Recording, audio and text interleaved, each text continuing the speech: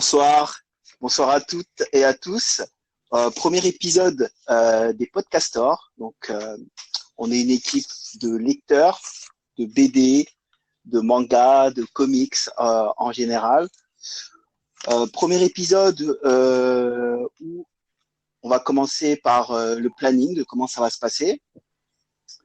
Donc, lecture coup de cœur, réaction à vif, et si on a le temps à la fin, petit débat. Mais pour commencer, je vais vous présenter l'équipe. Nous avons Crevette Sama, la reine des mangas, lectrice compulsive. Après, nous avons Sedo, le joyeux luron de la bande. Après, nous avons Mythique, lectrice compulsive, mais lectrice éclectique. Et je pense que c'est la seule dans l'équipe. Après, nous avons Loïc, la star de YouTube, spécialiste comics et manga. Et moi-même, Escobar, l'escroc de la bande. Et pour commencer, on va parler lecture, on va parler review, et je donne la parole à Crevette. Alors, pour ce soir, moi j'ai décidé de présenter un manga assez récent sorti en France.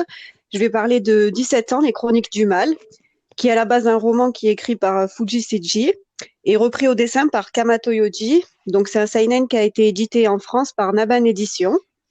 Alors c'est une série terminée en 4 tomes au Japon. En France, le deuxième tome est sorti en janvier. Alors, de quoi ça parle? C'est l'histoire de Sachiko, 17 ans, qui se fait kidnapper par une bande de jeunes garçons qui veulent juste s'amuser. Elle subit durant sa séquestration brimades, agressions et tortures autant physiques que morales. La police, elle semble très peu inquiète car pensant plus à une fugue. C'est alors que c'est sa sœur jumelle qui semble seulement se soucier d'elle car elle sent que sa sœur peut être en danger. Alors, ce qui m'a plu d'abord dans ce manga, c'est d'abord le fait que ça soit tiré d'une histoire vraie. L'histoire, elle est assez sordide quand même, de Junko Furata, 17 ans, qui a bouleversé le Japon dans les années 80. Alors, je suis pas si âgée et pourtant l'histoire a traversé les temps puisqu'elle est arrivée jusqu'à moi. Donc, c'est un meurtre qui m'a assez marqué. Donc, c'est pour cela que j'ai acheté le manga. Alors, je ne sais pas si la fin sera heureuse ou triste dans le manga, mais ce que je peux dire, c'est qu'il reprend très bien l'histoire sans totalement la copier. Ce qui est assez intéressant dans ce manga, c'est qu'on suit deux protagonistes. Donc la première, c'est notre lycéenne Sachiko, qu'on voit dans les 2 premiers tomes devenir de plus en plus faible face à ses tortionnaires. On assiste complètement désarmé à sa chute. Puis dans un deuxième temps, on a le point de vue principal. Dans le point de vue principal, on suit Hiroki, qui, on sait, a participé à cette séquestration. Je vous avoue qu'au départ, il me faisait peine, mais je voulais qu'il réussisse à s'en sortir de tout ça. Mais plus on tourne les pages et plus il se retrouve absorbé par le mal. Il cherche constamment à pas être seul dans ses crimes et enfonce d'autres personnes avec lui, juste pour pas être seul. Donc bon, ça m'a pas. Donc bref, si je continue ma lecture de ce manga malgré un thème assez difficile et des dessins assez crus, c'est justement pour savoir comment ce Hiroki va finir et quelle fin cette histoire va nous offrir. En tout cas, si vous aimez les drames sous air de criminalité et les histoires tirées de faits réels, je vous invite à lire ce manga que vous retrouverez facilement chez vos libraires ou sur Internet au prix public de 8 €. Voilà. Très bien. Ouais, très bien, Très bien. super, super présentation. Et c'est édité chez qui, du coup, Crevette?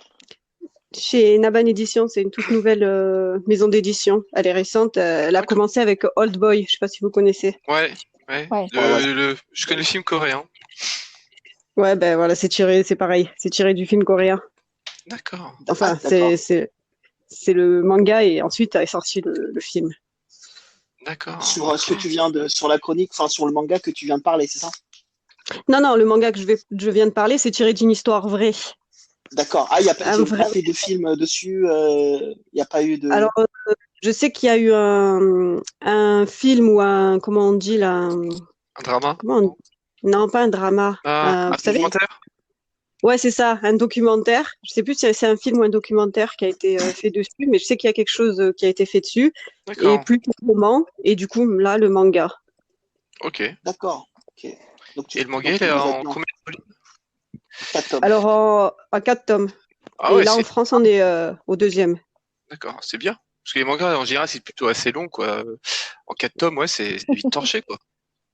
Ouais, mais ça me paraît court du coup pour une histoire comme ça. Je sais pas comment ils vont Ouais. finir ça, mais Bah après, ouais, c'est vrai que des fois, la problématique des mangas, c'est que soit c'est rushé, soit ils savent pas finir ouais, les euh, fins bâclées.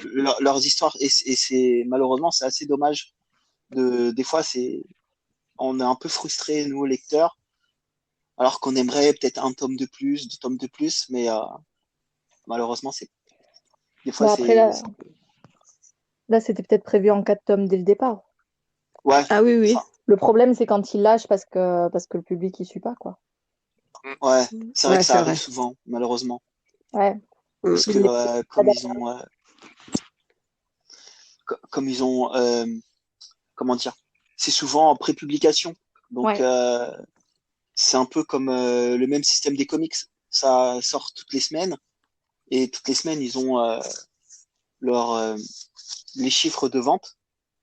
Et après, malheureusement, si la série marche pas, ça part quoi. C'est ça. Ouais, comme la deuxième série de celui qui a fait Naruto. Ouais, Ah, Samurai Non, 8, là, ou je sais pas quoi. Samurai 8, Boruto? c'est ça, oui, Ouais. c'est ça. Ça a fait un Hmm. flop au Japon. Du coup, ils ont bâclé l'histoire en 5 tomes, quoi. Aïe. Ouais, ça fait mal. Ouais. bah Ah, mais Et là, après pour en revenir à, à 17 ans, visuellement, c'est violent ou ça peut se lire à peu près par tout le monde?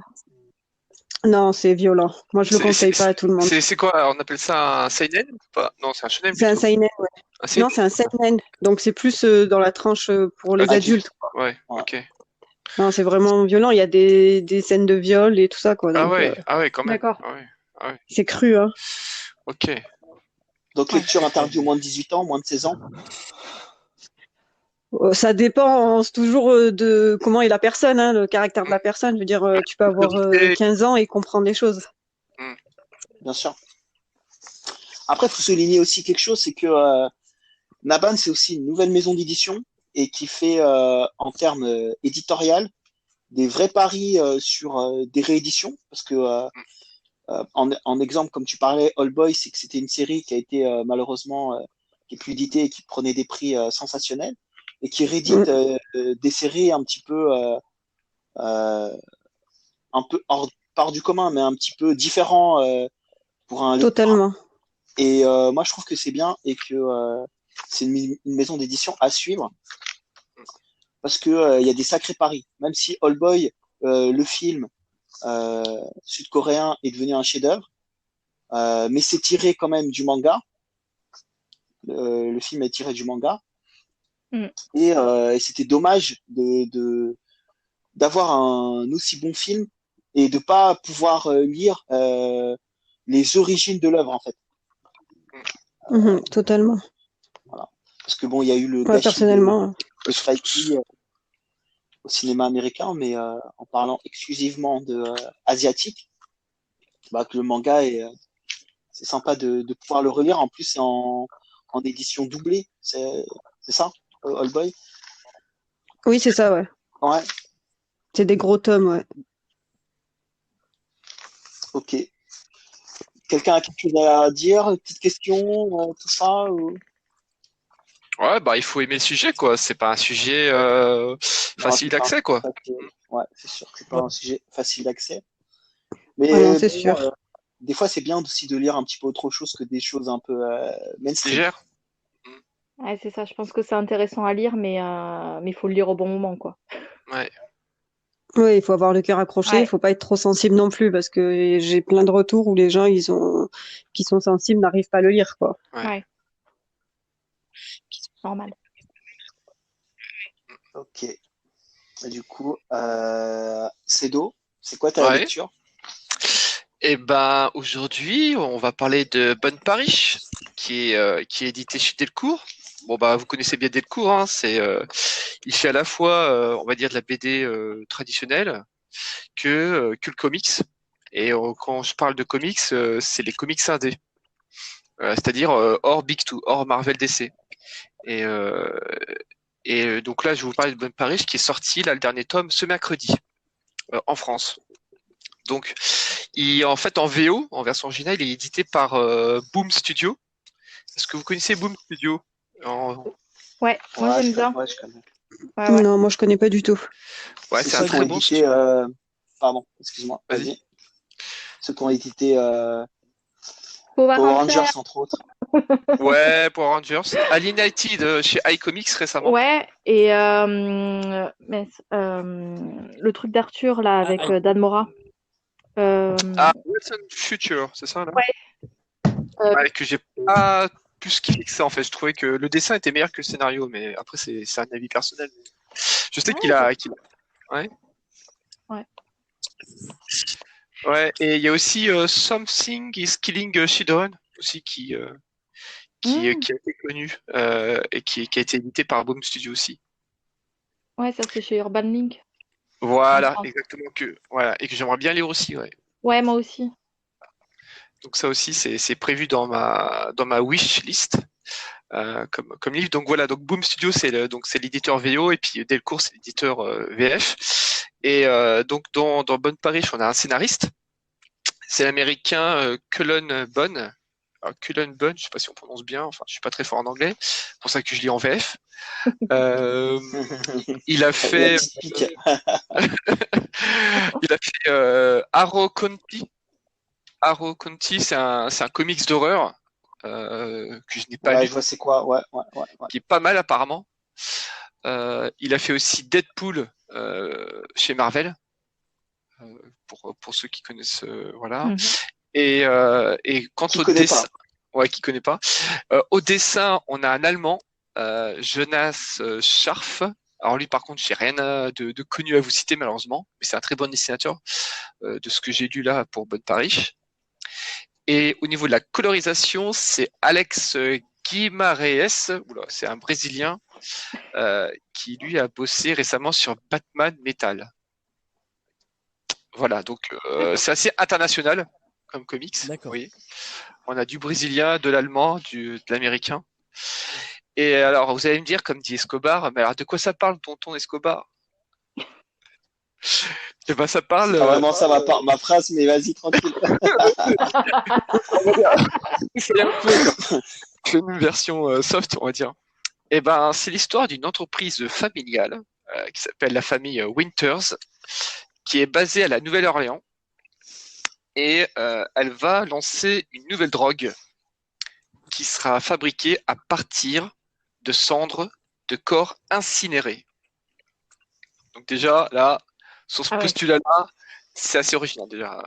On se dit, mais c'est quoi l'intérêt Alors, en fait, cette drogue, elle est particulière, déjà de par sa composition, mais surtout par ses effets.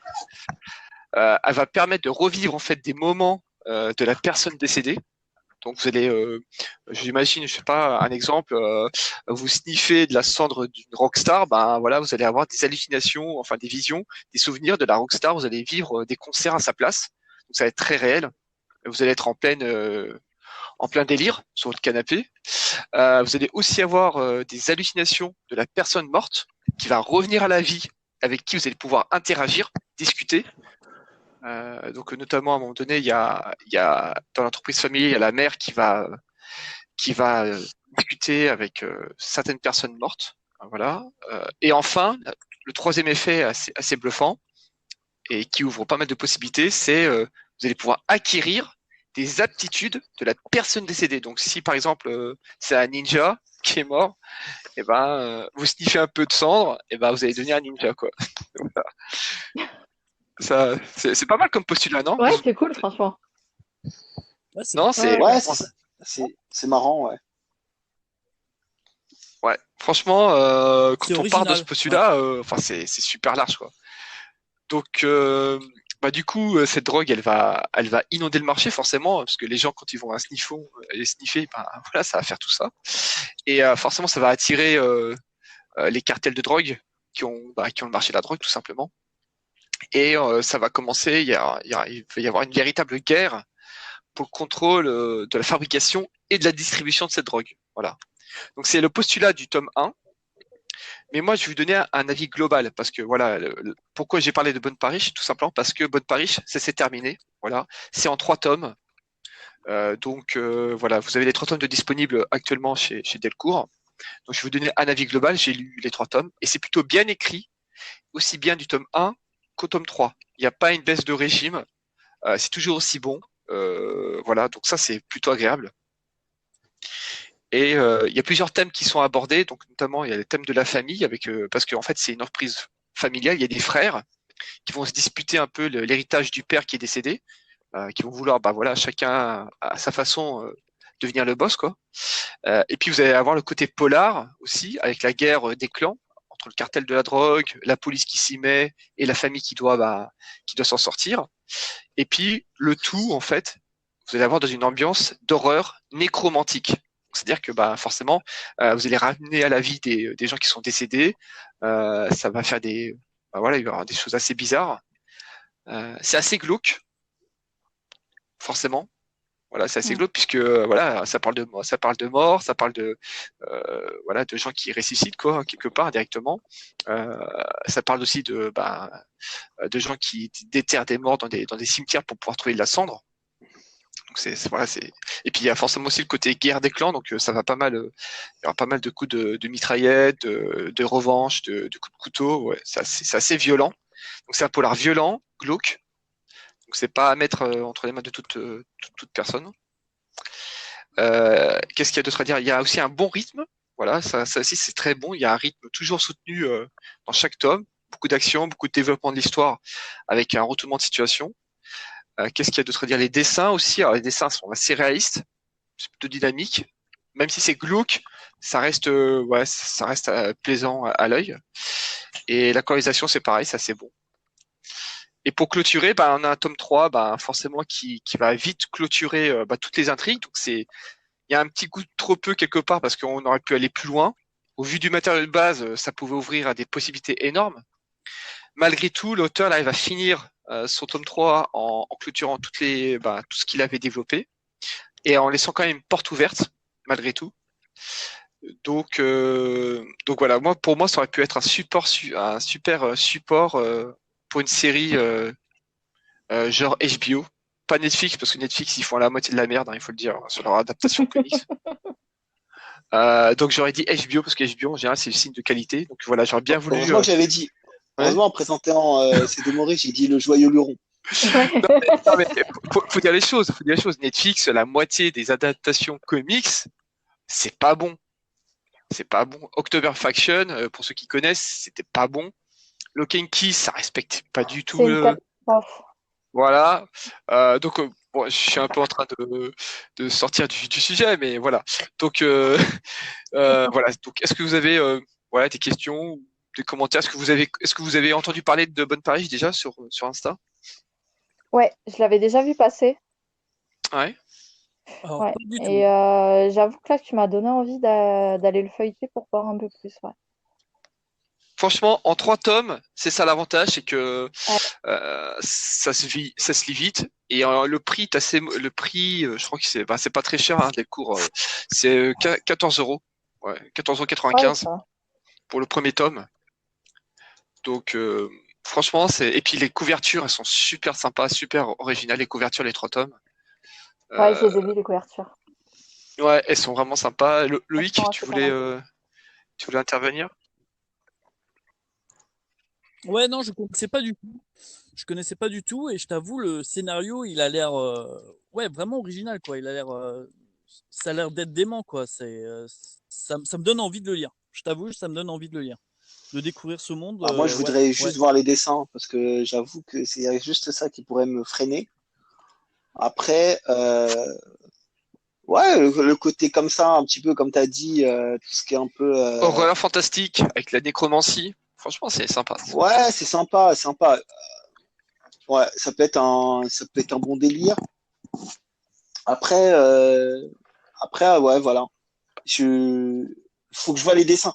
Moi, je suis quelqu'un, il faut que je vois les dessins. Les dessins, franchement, bloqué vraiment. quelqu'un difficile en dessin, du genre Preacher, je trouve ça très dur à lire en termes de dessin.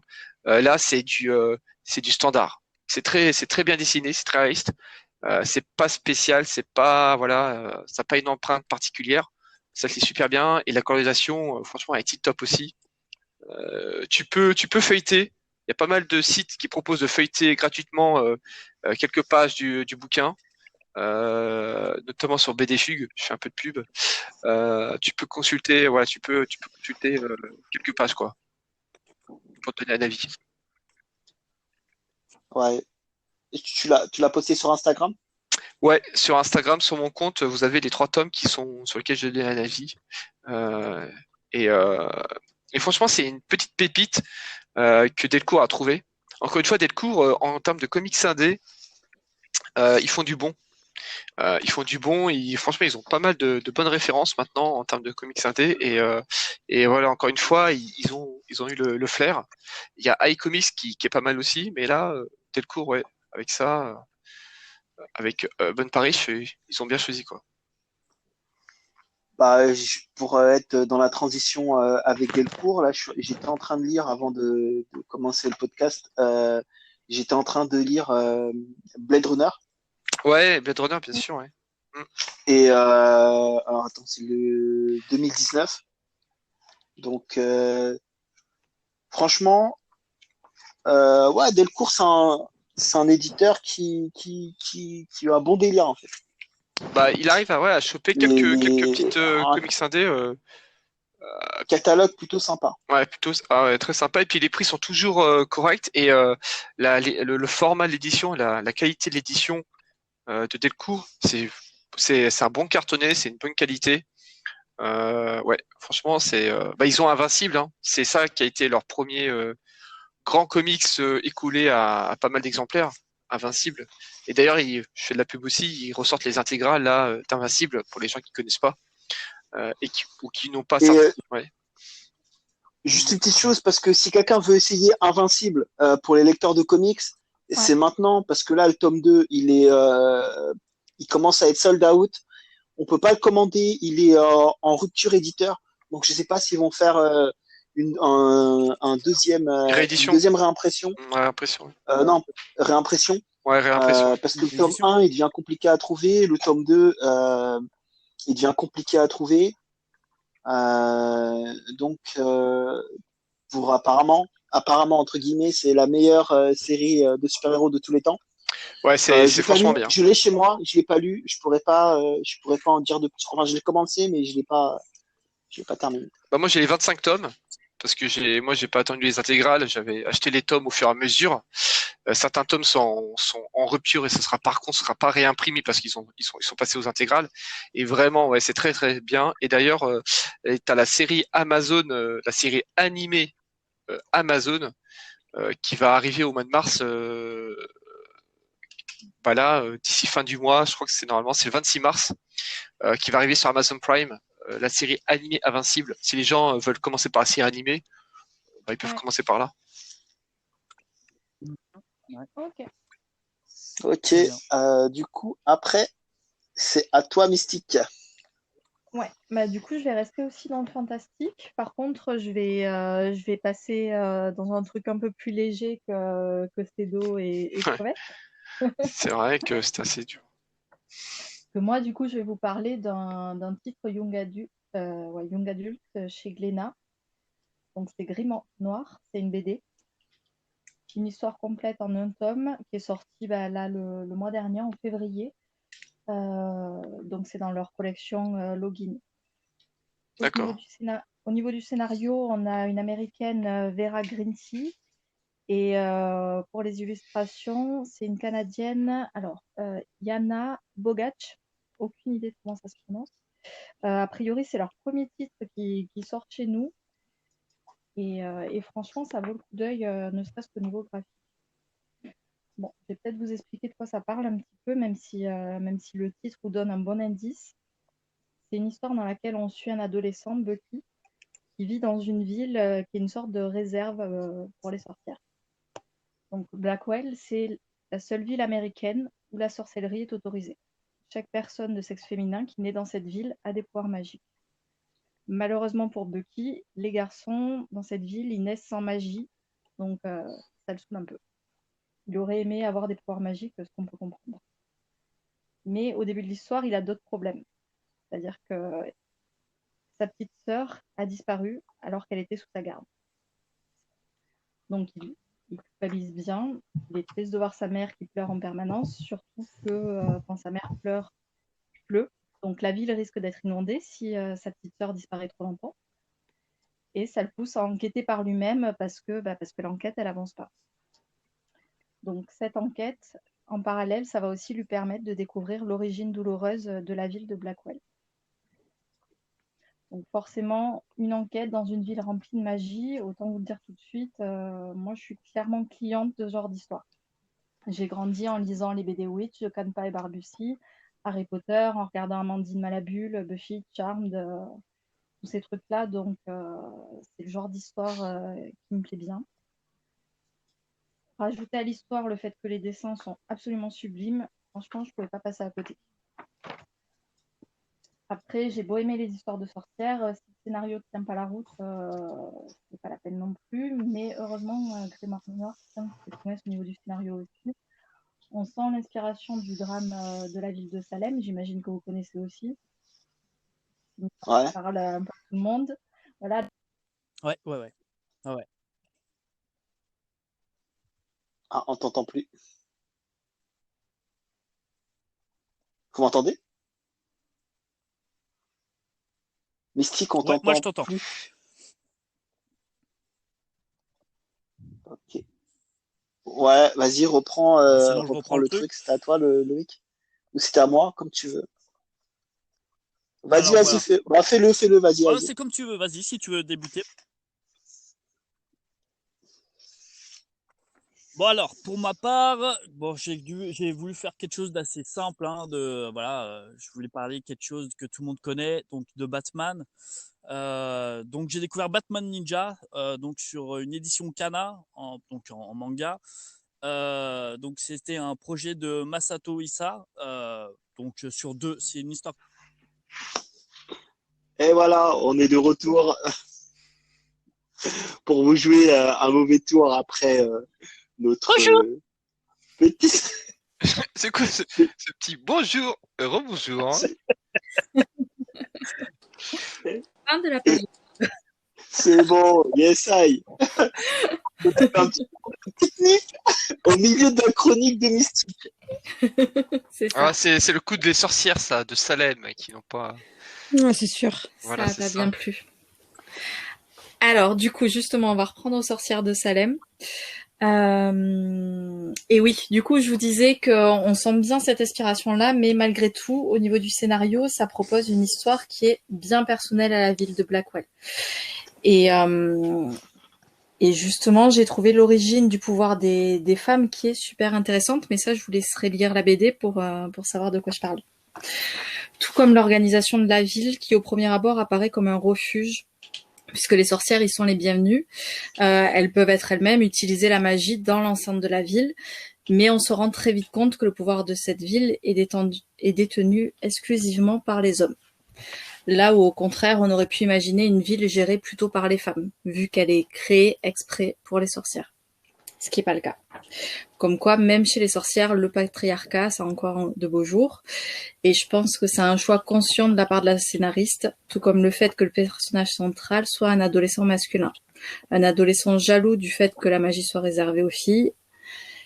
Et tout au long du récit, Bucky, justement, va mieux découvrir la ville, les personnes qui y vivent, et son regard sur la magie et sur le prix à payer pour avoir de la magie va petit à petit changer.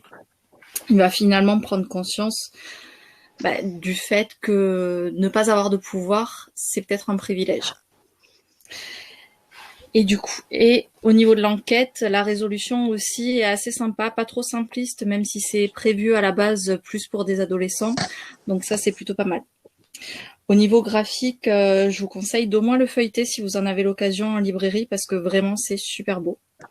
Bon, on peut le feuilleter, excuse-moi de te couper, on peut le feuilleter sur leur site. Sur le site de Glénat, il est dispo en extrait? Ouais, cool. ouais. Ah, moi, j'aime beaucoup les dessins comme ça, tout en numérique, qui sont assez sombres, gothiques. C'est très dynamique aussi au niveau des mouvements. L'utilisation du couleur est assez maîtrisée. Chaque chapitre a une couleur dominante qui donne une impression de sépia, même si c'est pas vraiment le terme. Je sais pas trop comment vous expliquer. On a vraiment une couleur qui domine tout et t'as quelques éléments qui vont être beaucoup plus vifs. Alors c'est pas simple à décrire. Non, Et mais du coup, je vous laisserai aller voir. ouais, non, mais là, on voit, en fait, il y a 12 pages d'extraits disponibles sur le site glénat.com. Ouais. Donc c'est plutôt agréable, quoi. C'est assez généreux en termes d'extraits, quoi. Ouais, c'est vrai que 12 pages, c'est pas mal, ouais. Après, numérique, est-ce que ça enlève pas un peu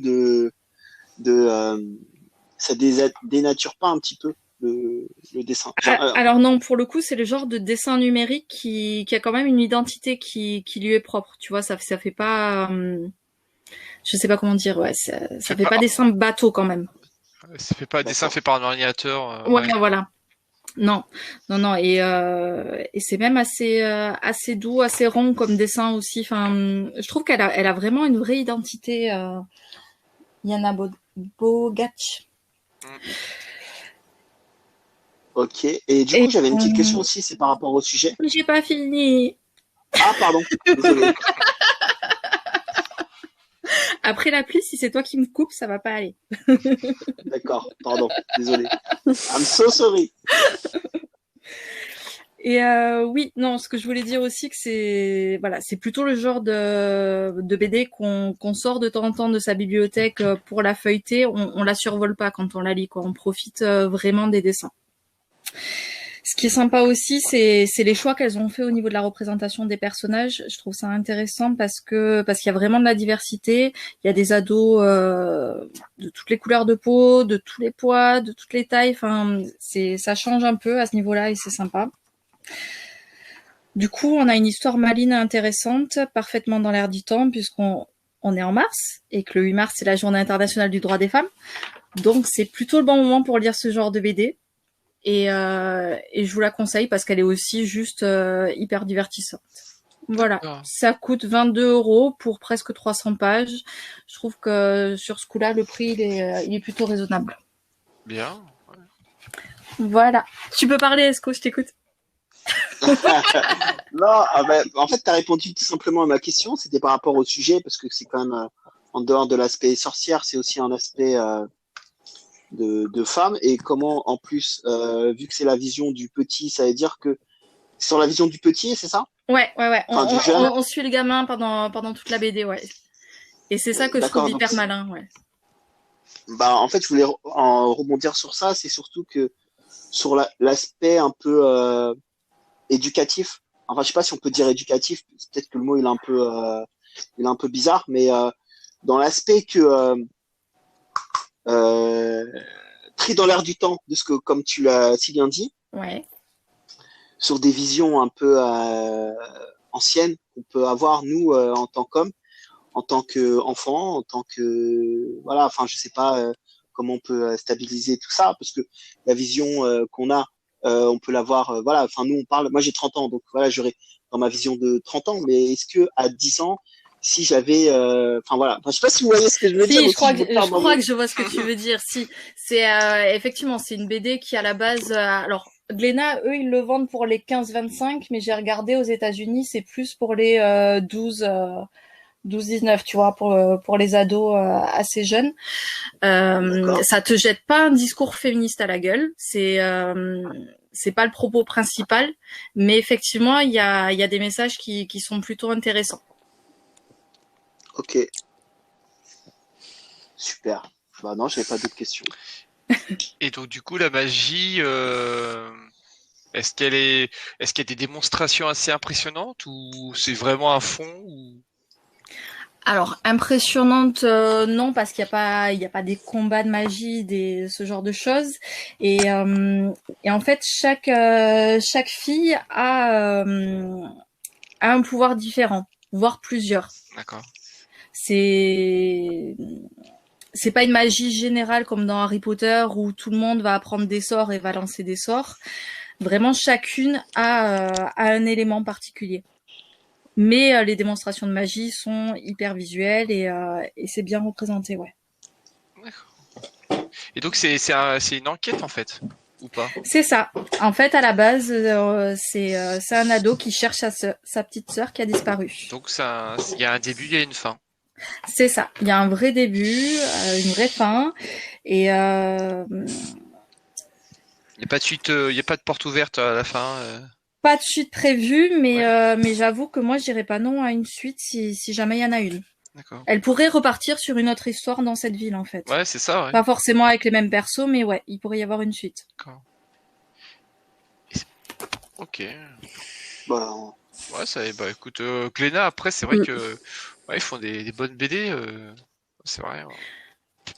Alors voilà, Glénat, ils font du bon, ils font du mauvais. Je suis pas une fan absolue de Glénat, mais ouais, ils sortaient des trucs sympas. Moi, Après, ouais. vas-y. Non, je sais que moi, en termes de comics, le support Glénat est très très connu dans le milieu comme étant de bonne qualité. Je veux dire, le format Ouais. cartonné est très. Je suis d'accord. Ouais, franchement, ils sont. C'est vraiment le support sur lequel ils sont le meilleur, je trouve, comparé au manga ou Aux comics. ils font de la... Par rapport aux comics, moi, je sais que les Glénat Comics, ils ont un. Oui. Ils ont par rapport aux comics genre Delcourt ou Urban ou Panini, Glénat, ils ont une qualité supérieure quoi, en termes de finition quoi. Ouais, je suis d'accord, mais même sur leurs autres produits, enfin quand tu regardes les mangas qui sortent, ouais. La qualité est pas folle, alors que sur les comics, elle est vraiment très très bonne. Ouais. Hormis le fait qu'ils ont liquidé je sais pas combien de séries, assassiné les Power Rangers, ouais. Et voilà. Ouais. Bah après, en fait, justement, je voulais rebondir sur ça parce que je pense que la section elle est en train de mourir. comics a fusionné en fait avec la section BD entre guillemets franco-belge. Mais faut aussi voir aussi que dans l'aspect commercial, l'aspect économique et les comics sont une niche dans une niche et y a beaucoup de malheureusement c'est pas ce qui va être c'est pas ce qui est le plus vendeur. C'est que nous on a l'impression que on en voit partout alors que c'est pas vrai. En France on est deuxième consommateur au monde de manga. On est de nature culturelle à lire de la BD franco-belge, que ça soit Astérix, que ça soit Largo Winch, voilà. Alors que les comics, ça se vend très peu en France en fait. Ça se vend très peu en France, à part si on s'appelle Walking Dead, si on s'appelle Lady Mechanica, je sais pas quel. Lady Mécanique. Le dernier tome, il a baissé en niveau, je trouve. Ouais, mais ça se vend toujours. Parce que bah, les gens ils continuent à acheter parce que par fidélité quoi. Ouais, oui, tu vois, j'avais vu l'extrait. Voilà, et c'est ça, compléter la collection, exactement. Ouais. Mais en tout cas, moi qui suis pas du tout BD, ton truc il me donne vachement envie de le lire quoi. Ouais, cool. Mais oui, je te le conseille vraiment. Enfin, regarde les dessins, tu vois. Je pense que. Oui, j'ai regardé là sur internet, j'ai vu les dessins et tout. Ça a l'air vraiment pas mal, quoi. Ça fait penser un peu. C'est très très cool comme histoire. Ça fait penser un peu au dessin de Black Magic, qui est aussi édité chez Glénat. Ah, ça ressemble au dessin de Black Magic. Ouais, moi j'aurais plus dit Nomen Omen. Ah. J'aurais plus dit Nomen Omen. Black Magic, il y a vraiment un niveau de détail, de réalisme dans le dessin. Oui. Qui est magnifique. Qui est loin au-dessus, voilà. Bien sûr. Après, moi, je voudrais juste rebondir par rapport à ce que tu dis, Cédo. C'est que là, on a parlé de numérique, alors que Black Magic, c'était pas en numérique, c'était plutôt aquarelle. Enfin, c'était pas. Enfin, il y avait un mélange dans le travail c'était un peu mélangé. Ouais. Alors que dans non, c'est plus dans l'utilisation des couleurs que ça ressemble à Black Magic. Ouais, voilà. En fait, là. Exactement. D'accord. Ouais. Ok. Ouais. Okay. Au niveau du dessin, ça ressemble un peu à, je sais pas si vous connaissez cette BD. Je sais pas si elle était passée chez Delcourt. Alicic. Une BD en 3-4 tomes avec une Une gamine qui est morte, qui se retrouve dans un cimetière. C'est super Non, gai. j'ai pas. Ah non, c'était chez Le Lombard. D'accord. Non, par contre, No Man Oman, No Man Oman, ouais. moi je l'ai lu. Ouais, ah voilà, c'est ça. Il y a le tome 2 qui va pas tarder Il est à sorti. sortir d'ailleurs. Ok. Il est Ok, sorti, déjà il est sorti. cool. Mais moi j'avais bien aimé les dessins, Ouais. Ouais, ils sont beaux tout en aussi. restant classique. Voilà. Du coup, on voit le retour furtif de Loïc, prêt pour lâcher sa chronique. Allez, je suis prêt. Alors en fait, pour ma part, je vais vous parler en fait d'un personnage. Je pense qu'on n'entend pas beaucoup parler. Donc en fait, c'est un projet de Masato Ninja. Donc c'est une série complète en fait sur 2 tomes de 192 pages à peu près, édité par Kana. Bon en fait, pour tout vous avouer, au début, j'étais pas spécialement emballé par le manga. Mais bon, après j'ai vu l'animé sur Netflix et j'avoue l'animation elle était vraiment au top. Alors je sais pas si ce que vous en avez pensé, si vous l'avez vu ou pas. Moi, j'ai eu des Non. très mauvais retours de fans hardcore de Ouais. Batman sur cet animé parce que Ouais, il prenait de grosses ouais. libertés. Après, on peut au moins saluer l'originalité, quoi, le fait qu'il propose quelque chose d'innovant, quoi. Après, on aime ou on n'aime pas, quoi. Ouais. En fait, en gros, le topo, pour ceux qui connaissent pas, on retrouve en fait un Batman à l'époque féodale, donc dans les temps des samouraïs et des ninjas. En Enfin, fait, il Japon est pas... féodal du coup, ouais. Ok. Hein? Non, pardon. Non, vas-y, excuse-moi. Ok, il n'est pas seul. En fait, il est pas seul, grosso modo, à faire ce voyage. En fait, suite à une expérience qu'avait fait Grodd, les vilains d'Arkham, ils ont été aussi envoyés donc à cette époque. En fait, après, on va voir comment Batman, il va réussir à déjouer les plans en fait de ces vilains. Comment il va réussir aussi à rentrer chez lui et surtout en fait ce qui m'intéressait c'est de savoir comment Batman s'il était sans ses gadgets comment il arriverait à justement à combattre ses ennemis et justement aussi à rentrer à son époque actuelle quoi. Donc voilà, après franchement pour moi c'était vraiment une réussite parce qu'en fait sa plus grande force en fait dans ce manga en fait c'est son concept qui est parfaitement assumé.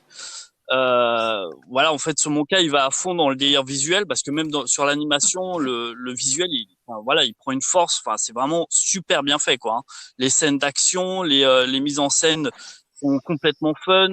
Les scènes de combat aussi qui sont à main nue ou avec justement les sabres, comme on parlait un peu style Power Ranger. Bah là, on voit un peu dans le délire des robots géants. Enfin voilà, pour moi, c'était vraiment sympathique à voir, même si j'avoue l'histoire elle est pas spécialement extraordinaire, mais on peut voir un Batman qui peut être dépourvu par ses moyens de technologie et qui est plongé avec ses alliés dans une guerre qui oppose les super méchants, en gros pour conquérir le Japon quoi. Donc pour moi c'était vraiment quelque chose de d'origine, enfin voilà, ça changeait un peu de ce qu'on a l'habitude de lire dans les comics. C'était un autre univers quoi. Enfin moi vraiment voilà, c'était ça que je voulais voir, même si comme je disais au début, j'étais pas spécialement chaud pour le lire et en fait, c'est l'animé qui m'a vraiment dit ouais bah vas-y, plonge dedans quoi parce que ça peut être sympa. Ça peut être sympa de découvrir une autre forme de Batman quoi. Mais on est d'accord que c'est finalement c'est l'adaptation en manga du film et pas l'inverse ici. Alors oui et non parce qu'en fait l'animé en clair m'a fait découvrir en fait ce manga. Personnellement, si je n'avais pas vu cet animé, c'est vrai que je l'aurais pas acheté, mais en le lisant, voilà, ça en fait ça complète ça complète un peu ce que j'ai pu voir sur l'animé. Oui, ce que je veux dire, c'est que le manga, il a été en fait, si tu veux, il a été fait après le film en fait. Alors que normalement, en général, c'est voilà. Exactement. En général, on part d'un manga, on fait un film. Là, c'est plutôt l'inverse. On fait le film et ensuite on fait le manga quoi. Okay. Exactement. Mais je pense que c'est vu le succès, vu le retour peut-être qu'il a eu aussi. Voilà, les retours, et ils ont décidé de le lancer dedans quoi. Je pense que c'est suite à ça. Mais ouais. Mais les puristes sont en PLS. Une partie c'est mitigé. Il y a une partie qui a aimé et l'autre qui a pas aimé quoi. Mais ça, c'est... Ouais. Voilà.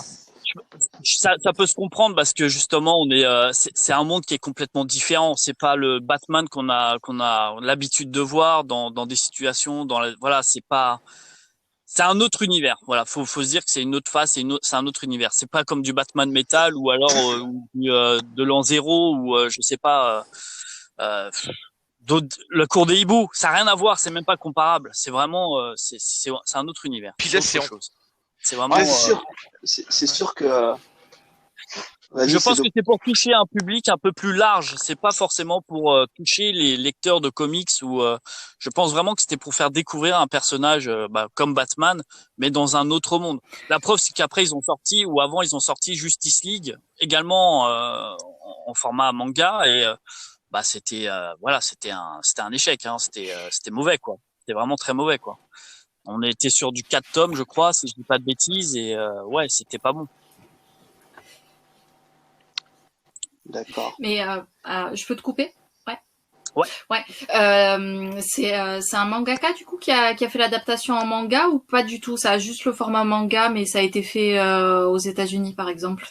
Ah non, ça a été fait vraiment par un mangaka qui l'a justement fait et après justement ils l'ont adapté après justement les États-Unis ont adapté alors encore une fois je pense que je dis peut-être une bêtise mais justement la Justice League vu le succès qu'il y a eu et ils ont voulu aussi le mettre un peu en format à l'américaine quoi mais ça passait pas.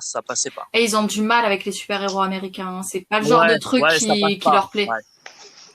Non, ça passe pas. Et puis même on le voit côté scénario, ou côté même les textes ou les personnages, même enfin voilà, c'est pas dans l'univers, ça colle pas. Attends, quand tu dis ça colle pas, c'est quoi dans Justice League ou Batman ça Par colle exemple, non, dans Justice League, là, dans Batman Ninja, c'est autrement parce que on était vraiment sur 2 tomes, on était vraiment sur quelque chose de, voilà, c'était un sort de one shot un peu, c'était voilà, on découvre un peu un autre univers de Batman.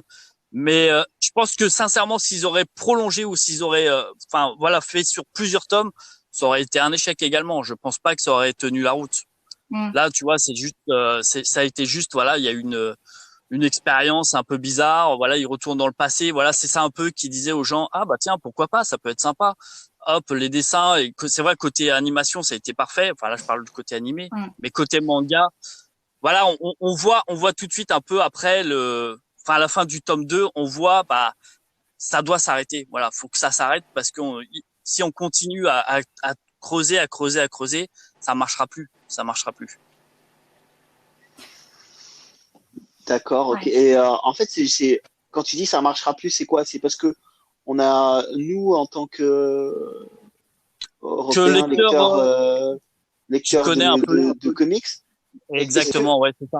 Est-ce que c'est notre vision qui est complètement faussée alors qu'on lirait que des mangas et qu'on n'aurait pas cette vision un peu faussée de Batman puisqu'on connaît et on reconnaît et voilà, enfin je veux dire, tout a été fait sur Batman et est-ce que c'est ça qui gêne le plus? C'est-à-dire est-ce qu'on aurait une vision à zéro de Batman et on connaîtrait pas du tout le personnage et qu'on vient d'arriver au monde et on connaît pas Batman et notre première lecture c'est ça?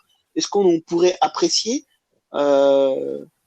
ça je pense qu'on pourrait apprécier. Si on connaît vraiment pas du tout l'univers de Batman, on pourrait apprécier. Et justement, on aurait pu, continuer dans ce chemin-là. Mais en connaissant déjà l'univers de Batman dans les comics et tout, on le voit déjà où il navigue dans divers univers. Enfin voilà, ça serait trop. Tu vois, ça serait trop. On serait perdu. On serait pas habitué dans ce chemin-là, dans le côté manga et même même en preuve les dessins. À un moment, on va se dire ouais, c'est pas assez travaillé. Enfin, tu vois, même les sens critiques, comme on disait, on a apprécié, mais d'autres personnes vont dire non, c'est pas possible. Tu vois, c'est pas possible de le mettre dans ce format-là. Après, les puristes en comics, c'est un peu violent hein, quand ça concerne c'est ça. Batman et ce genre de choses. Ouais. Exactement. Quand ça touche vraiment dès que c'est un héros des Big Two, c'est violent. Exactement, tout à fait. Donc voilà, c'est pour ça que ça pourrait rester qu'un temps. Enfin, ça pourra pas, on pourra pas continuer éternellement. Ils pourront pas éternellement continuer sur cette ligne. Ouais. Comme je disais, la preuve avec Justice League, c'était exactement la même chose. Ils ont tenté et après, ils se sont dit bon voilà, faut bâcler la fin et hop, on arrête tout. Quoi. Ouais, mais après, comme tu as dit, Justice League, ça a été créé par des Américains qui faisaient des mangas, alors que là, c'est un mangaka qui crée un manga sur quelque chose qui est de vision américaine, c'est ça? Oui, mais on revient sur la même chose. C'est dès que tu touches à un personnage, en fait, comme Batman ou je pourrais te dire d'autres, je sais pas moi, Wonder Woman ou autre. Tu vois, ça va passer un temps, mais à un moment, ils vont se dire, ouais, c'est quoi ce truc, quoi? C'est pas possible. Tu vois, c'est pas ça notre Batman ou c'est pas ça notre super-héros favori, quoi. Tu vois, ça collerait pas, ça n'irait pas avec la suite, tu vois.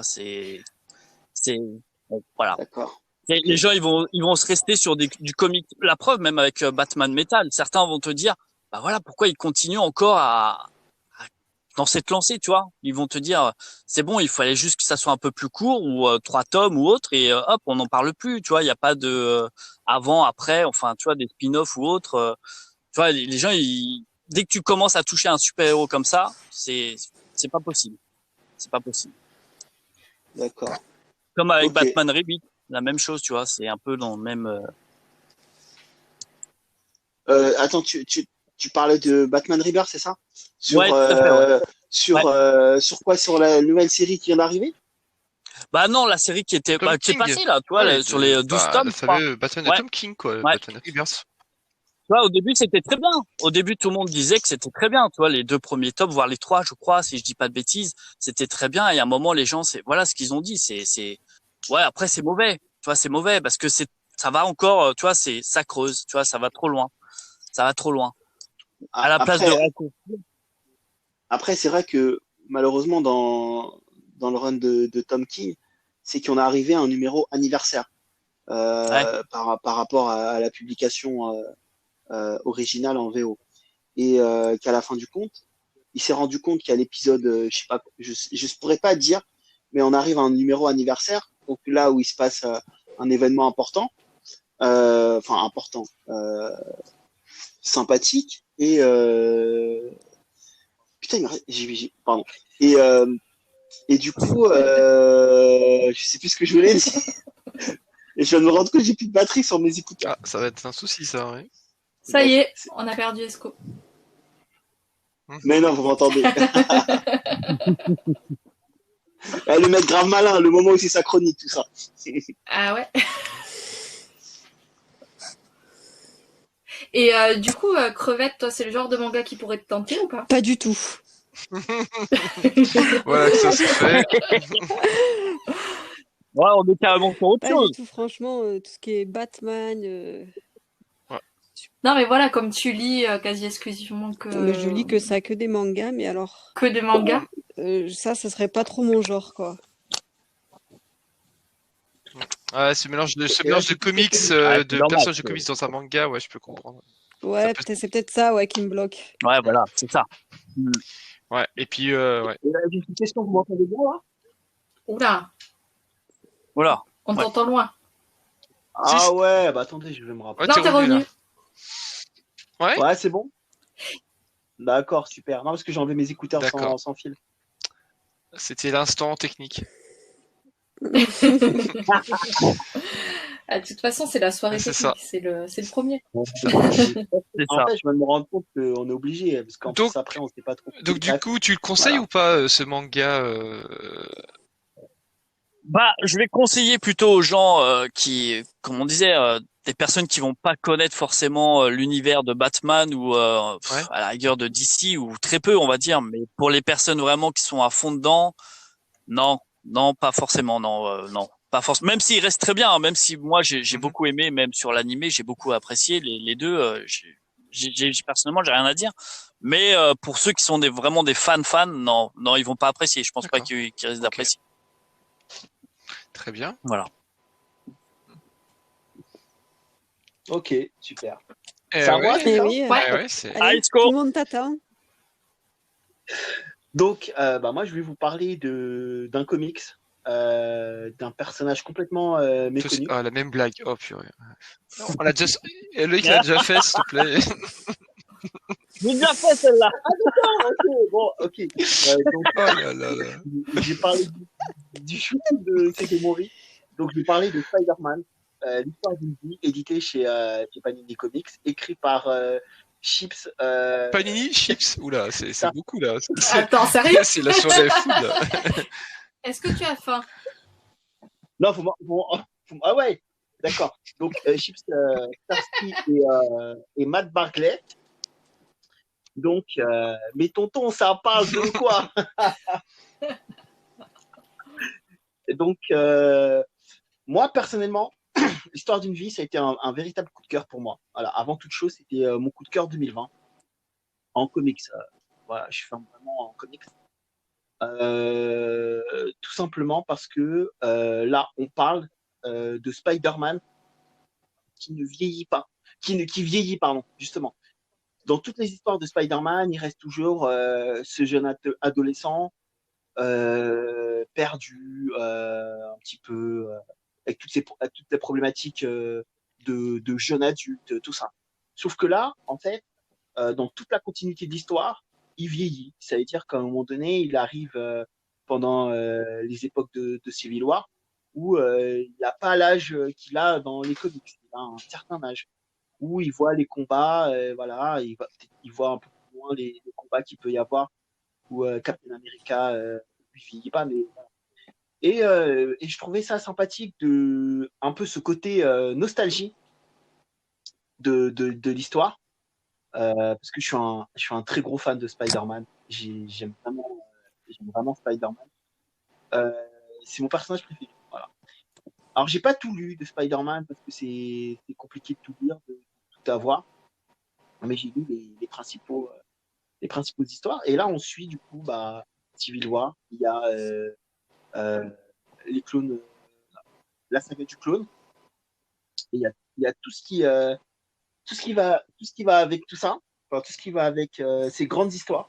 Donc, on suit ça en fait de loin en spectateur. En fait, c'est assez marrant. Et, euh, et ouais, j'étais un petit peu. Je me disais, oh là là, encore un petit Spider-Man, quoi, ils vont nous raconter ça. Et en fait, non. J'étais agréablement surpris. Les dessins de Mark Barclay, pardon, sont magnifiques. Euh, D'ailleurs, je ne l'avais pas acheté en VO, j'étais passé complètement à côté, mais je me suis rattrapé en VF. Et ils ont sorti d'ailleurs plusieurs éditions, donc une édition spéciale, un peu collector. Et ils ont sorti après plusieurs covers. Donc j'ai adoré les dessins. Après le scénario il reste quand même assez classique parce que c'est des histoires qu'en fait on connaît déjà. Donc on n'est pas vraiment surpris et où on va être surpris, c'est comment c'est fait en fait, c'est comment s'expliquer et ça fait bizarre de voir Spider-Man à un moment donné un peu vieillot quoi, un peu vieux quoi. Et euh, et ça change un petit peu de ce côté un peu euh, il est perdu. Des fois, Spider-Man a envie de lui mettre une gifle, dire eh, garçon, réveille-toi. Je veux dire, grandis un peu, tu vois. Et, euh, et donc, ouais, c'est ce que j'ai vraiment aimé dans le comics. Alors, par contre, euh, est-ce qu'on peut le conseiller à tout le monde? Non, parce qu'il faut quand même avoir un certain historique un peu sur Spider-Man, parce que sinon, on va être spoil par l'histoire, déjà. Parce que, bon, c'est vrai que on rentre pas dans les détails, mais on voit des détails un peu éloignés. Mais c'est quand même des grandes histoires qui sont, c'est c'est des points clés qu'il y a par rapport à l'histoire de Spider-Man. Donc, malheureusement, on peut pas le conseiller à tout le monde, mais quelqu'un qui aime Spider-Man ou là, je le conseille direct, je le conseille vraiment direct. Pour quelqu'un qui a lu les histoires de Spider-Man, mais qui est pas spécialement fan, je pense que ça, il peut le lire et se dire, ah ouais, en fait, j'aime bien le bougre. Donc voilà pour moi le Spider-Man Histoire. D'accord. Vous avez des questions? Mais justement, quand tu dis que tu le conseilles pas à tout le monde, justement pour les nouveaux lecteurs, est-ce que tu crois pas justement que ça pourrait leur dire, bah, tu vois, Spider-Man, c'est tout ça, quoi. Tu vois, dans le sens, bah, je vais pas faire non plus trop de spoil, mais comme tu disais par rapport à Civil War, où il y a le combat justement entre les deux camps, tu crois pas que ça pourrait dire aux nouveaux lecteurs, tu vois, t'as moyen de lire un truc comme ça, tu vois, un pavé comme Civil War, où tu pourras découvrir justement enfin, c'est deux faces, quoi. C'est deux super-héros entre Iron Man et Captain Ouais, bah, America. là, tu parles de Civil Ou War. voir, par exemple, avec Venom, tu vois, découvrir le symbiote Venom, tu vois, te disant, bah, tiens, t'as peut-être moyen aussi de te dire, regarde, tu peux avoir une histoire de ouf par rapport à ce Ouais, symbiote. genre pour les gens qui n'ont pas envie de se taper toutes les histoires de Spider-Man, tu vois, d'aller Exact. À chercher toute l'essentiel. la chrono pour... Ouais, voilà, aller à l'essentiel, ça peut Exact. peut-être être une bonne idée. Ouais, c'est une bonne idée, mais c'est dommage, c'est-à-dire que tu passes à côté de tout ça. Ouais, Et mais le moment où ce tu qu'on veut voudras dire, c'est passer que à ça côté peut de ça peut te donner envie de creuser, en fait, Oui. après. Moi, je pense que si t'aimes Spider-Man, il y a d'autres histoires à commencer. D'accord. Parce que je pense que pour en revenir à fan de comics, c'est que bah tu me parles de Civil War, mais quand tu me parles de Captain Marvel, moi je pense que tu me parles de Civil War 2. Civil War 2, c'est pas. Oui, non, mais ou Civil War 1, même avec Captain America et Iron Man, tu vois, la Ouais, mais relation justement entre les deux commence à débuter à la ou limite, franchement, si je dois conseiller une seule lecture sur Spider-Man, une seule, une unique lecture, ouais. c'est Ultimate Ouais, bien Spider-Man. sûr, bien Point sûr. barre. Ah ouais. Ultimate Mais oui, Spider-Man, Ouais. c'est ce qu'il faut lire. Après, tu kiffes pas, t'as envie de découvrir. Ah, il y a la T'as pas. Mais j'ai pas de réédition qui va sous. sortir. J'ai pas de sous. Ils vont faire des rééditions, là, normalement. Ouais, mais c'est réédition, mais en omnibus, donc c'est au moins Oui, 70 mais balles. Ouais, moi je veux celle de Morales. bah, écoute, tu achètes pas des comics pendant 2 semaines, puis voilà.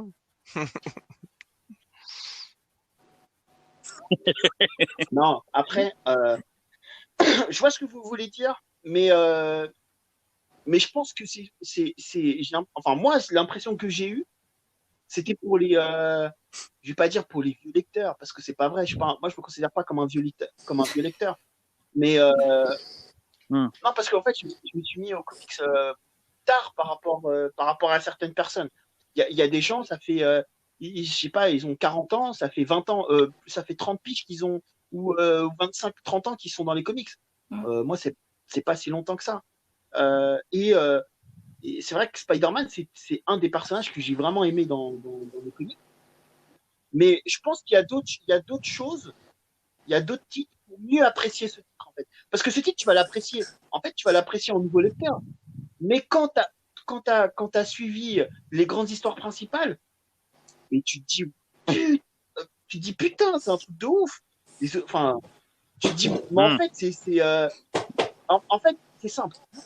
Moi, après cette histoire, ma problématique que j'ai eue, c'est que je me suis dit, après ça, c'est comme si je refermais une histoire de Spider-Man et je veux rien lire de plus. Je veux rien dire d'autre. Je veux lire tout ce qu'il y a avant, et après, j'ai pas spécialement envie de relire parce que il y a et genre ça a appelé trop de nostalgie en fait. C'est pas genre c'est pas dans l'histoire ouais je vais pleurer et tout ça non non non non non c'est que là je vous vois mais tu as le droit de pleurer Esco. T'as pleuré à la fin. Voilà, hashtag Esco fragile. Voilà. Non, après oui, si vous voulez lire en tant que nouveau À nos risques et lecteur, périls. oui, enfin.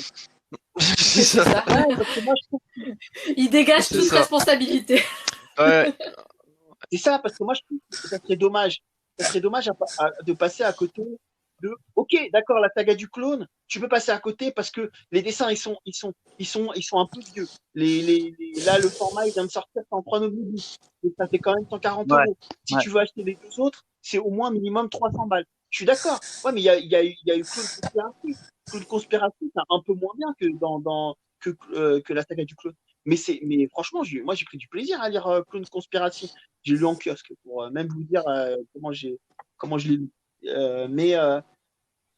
Et là, on est là, enfin, on parle de mon Spider-Man et j'ai été ému.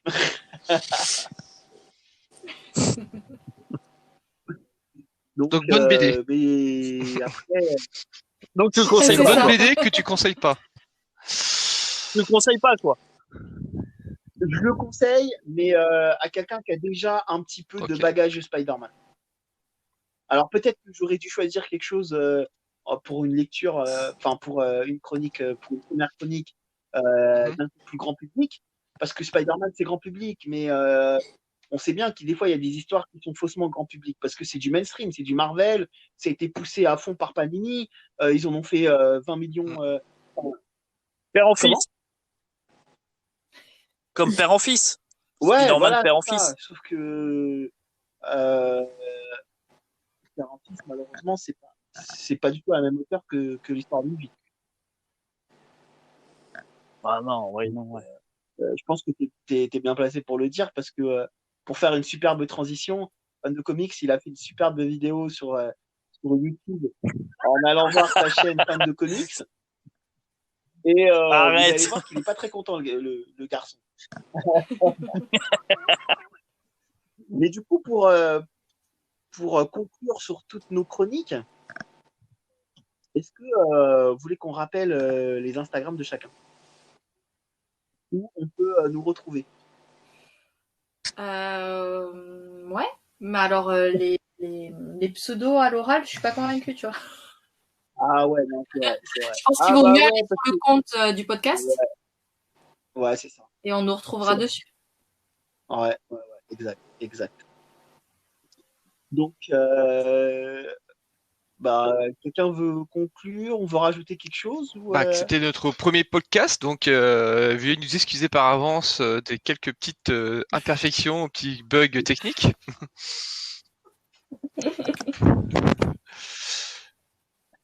Et on essaiera de Voilà. faire mieux la prochaine fois. Voilà, mais en tout cas, nous, on a pris un énorme... Enfin, on a pris... Voilà, tout à fait. On va étoffer tout ça. On va Ouais. étoffer le podcast. Il va être enrichi au fur et à mesure des podcasts. Ouais, par exemple, on prévoit une lecture commune Exact. prochainement Ouais. pour le prochain podcast. C'est ça, lecture commune. Et puis voilà, on aura Des testé débats, des échanges. Ouais. Donc, et il y aura d'autres Exactement. participants aussi. Des guests. Voilà, c'est ça. C'est que, en fait, en résumé par rapport à tout ça, Podcaster, on peut dire que c'est entre guillemets, un collectif d'Instagrammeurs qui sont dans la même passion. Et il y a certains, il y a des youtubeurs, voilà, qui sont là, qui font des super vidéos. Et on veut, voilà, on veut parler comics, on veut parler manga, BD, films. Et puis on a une spécialiste de drama, donc on peut parler de plein de choses. Mais c'est vrai qu'on a oublié un truc, c'est tous se présenter, mais bon, ça, On fera ça au fur et à mesure. Bon, sur ce, on vous dit à plus pour un prochain épisode et j'espère que celui-là exactement. vous a plu. Voilà. À bientôt, tout le monde. Ciao, ciao. Allez, ciao tout le Salut. monde. À bientôt. Ciao.